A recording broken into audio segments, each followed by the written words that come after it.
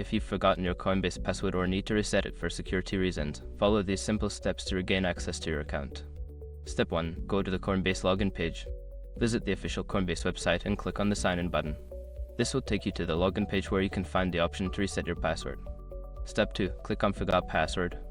On the login page, look for the Forgot Password link. Click on it to initiate the password reset process. Step 3. Enter your email address.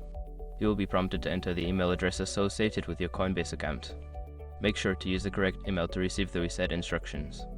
Step 4. Check your email. After submitting your email address, check your inbox for an email from Coinbase. This email will contain a link to reset your password.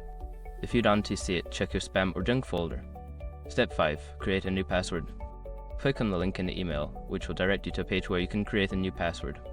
Choose a strong password that you haven't used before and confirm it by entering it again. Once you have reset your password, you can log into your Coinbase account with your new credentials.